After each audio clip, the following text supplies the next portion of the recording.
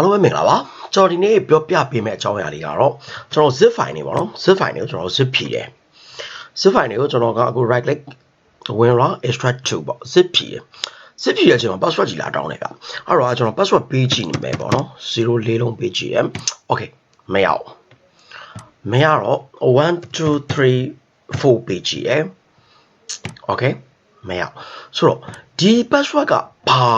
အလဲဆိုတော့ကျွန်တော်သိချင်တာပေါ့နော်အဲ့တော့ဒီ password ကိုဒီ zip တွေ rar တွေ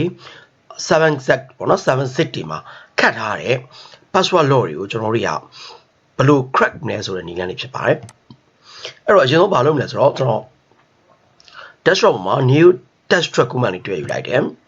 ပြီးတော့ရင်ကိုကြိုက်တဲ့နာမည်ပေးလို့ရတယ်ကျွန်တော်ကတော့ zip password ပေါ့နော် zip password crack လို့ပဲပေးလိုက်မယ်နော် zip password crack လို့ပေးလိုက်တယ်ဒါနဲ့ကျွန်တော်တို့အခုက back file ရေးမှာဖြစ်တဲ့အတွက်ကြောင့်နောက်မှာရှိတဲ့ .txt သူ့ရဲ့ desktop command ကို .txt ကိုကျွန်တော်က .bat လို့ပြောင်းပေးလိုက်တယ်ပေါ့နော်အဲ့ဒါကောက်ကြမယ်သူ yes or no မင်း yes လို့ပေးလိုက်တော့ file name ချိန်မှာလားတဲ့ချိန်မှာ okay yes ဒါဆိုကျွန်တော် back file ရအောင် back file ရအောင်ဆိုရင်ကျွန်တော်အဲ့ back file ကိုnotepad plan နဲ့ဖွင့်လိုက်မယ်okay ပြီးတော့ကျွန်တော်ဒီမှာပေးထားတဲ့ဒီ video file လေးရဲ့အောက်ထဲမှာလည်းကျွန်တော်ပေးထားမှာပေါ့နော်အဲ့ဒီပေးထားတဲ့ဒီ code လေးတွေကိုရိုက်ထည့်ပေးဖို့လိုအပ်ပါလိမ့်မယ်เนาะဒါလေးတွေကိုကျွန်တော်တို့ copy ကူးပြီးတော့ဒီမှာလာထည့်ပေးလိုက်ပါเนาะကျွန်တော်ရိုက်မပြတော့ရိုက်ပြရင်အချိန်ကြာမှာဆိုလို့ပါเนาะ okay ဆိုတော့ဒီမှာရိုက်ထည့်ပေးလိုက်မယ်ပြီးတော့ရင်ဒီ file လေးကို save လိုက်မယ်ပေါ့เนาะ okay ပြန်ပေးလိုက်မယ်တေးကြအောင်လို့ကျွန်တော်တို့ပြန်ပြီးတော့ကြည့်ကြည့်မယ် notepad နဲ့okay ကျွန်တော်တို့ပြန်ထည့်ထားတာတွေ့ရပြီပေါ့နော်တွေ့ရပြီဆိုရင်ကျွန်တော်အခုဒီကောင်လေးရဲ့ဒီ zip file လေးရဲ့ password ကိုသိချင်တာဖြစ်တဲ့တော့ကျွန်တော်ရဲ့အခုဒီ back file လေးကို double click ပေးလိုက်မယ် okay သူက under file name တောင်းတယ် name တောင်းတော့ဒီကိုဖြည့်ခြင်းတဲ့ zip file ရဲ့ rename ကိုသူကနောက်က file extension ပေါ့နော် file မျိုးစားပါသိဖို့လိုတာဖြစ်တဲ့တော့အကုန်လုံး slash ပေးလိုက်တယ် copy ပြီးရင်ဒီမှာ right click ဒီမှာလာထည့်ပေးလိုက်တယ်ဗောနော် okay အဲ့ဒါကောက်ပြီရပြီပြီးရင်သူကဘာထပ်တောင်းလဲဆိုတော့ enter full patch ပေါ့နော် file location ကိုတောင်းတာဖြစ်ပါတယ် file location ကိုတောင်းတာဖြစ်တယ်အဲ့တော့ zip file ကို right click ထောက်တယ်ပြီးတော့ရင် properties သူရဲ့ location ပေါ့နော်သူရဲ့ location လေးကို copy ကူးလိုက်မယ် okay ဂျိုက်ပေးလိုက်လို့ရပြီ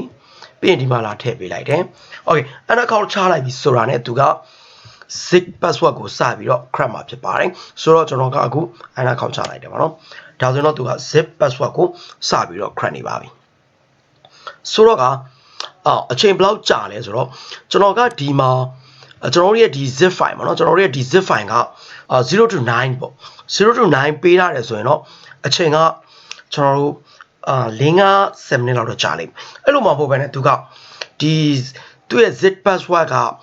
special character တွေပါတယ်app တို့ shape တို့เนาะအဲ့ဒါမျိုး dollar sign တို့ပါခဲ့တယ်ဆိုရင်တော့သူ crack တာနည်းနည်းလေးပို့ပြီးတော့ကြာပါလိမ့်မယ်ဆိုတော့ကျွန်တော်အခု zip file လေးရဲ့ password ကိုသိချင်တယ်ဆိုရင်တော့အချိန်လေးစိတ်ရှိရှိနဲ့စောင့်ပေးဖို့လိုအပ်ပါလိမ့်မယ်เนาะအဲ့တော့ကျွန်တော်ဒီ file လေးရဲ့ zip password ကိုကျွန်တော်သိဖို့အတွက်ခဏလေးစောင့်ကြည့်ကြမယ်ပေါ့เนาะ okay အခုဆိုရင်တော့ကျွန်တော်တို့ဒီမှာ crack password ဆိုပြီးတော့သူ password လေးလုံးတက်လာတယ်ပေါ့နော် A495 ပေါ့ဒါဆိုတော့ကျွန်တော်ရဲ့ password ကိုသူ zip password ကိုသူ crack ပြီးပါပြီအဲ့တော့သူပေးထားတဲ့ password ကသူ crack ထားတဲ့ password ကဟုတ်လားမဟုတ်လားကျွန်တော်သိချင်တဲ့အတွက်တော့ရိုက်ထည့်ကြည့်မယ်ပေါ့နော် where from extract to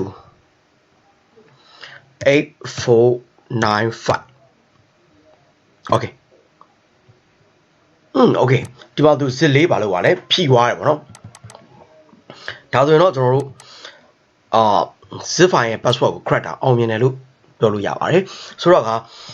ဒီနည်းလမ်းနဲ့ကျွန်တော်တို့တခြားတော့zip file တွေကိုလည်း password ခတ်ထားတဲ့ zip file တွေကိုလည်းဖြည့်ကြည့်လို့ရပါတယ်ဒါနဲ့ကျွန်တော်တို့မှာအခက်အခဲတစ်ခုရှိတာပါလဲဆိုတော့တကယ်လို့များကိုယ့်ရဲ့ password က0 to 9ဆိုရင်တော့ကျွန်တော် crack ကတာလွယ်ပေမဲ့ special character တွေ hash တို့နော် add တို့ dollar sign တို့ပါခဲ့မယ်ဆိုရင်တော့နည်းနည်းလေးအချိန်ပေးရပါလိမ့်မယ်ကျွန်တော်အခုတော့မှဒီ A495 ဆိုတဲ့ password လေးလုံးထွက်လာဖို့အတွက်ကိုကျွန်တော်5မိနစ်6မိနစ်လောက်ကျွန်တော်အချိန်ပေးလိုက်ရတယ်ဗောနော်တကယ်လို့များကိုရဲ့ဒီ zip file မှာဗောနော် zip file မှာခတ်ထားတဲ့ password ကကဏ္ဍနည်းနည်းပိုများမယ်ဒိုရီမို့ special character တွေပါတယ်ဆိုရင်တော့အချိန်ပို့ပြီးတော့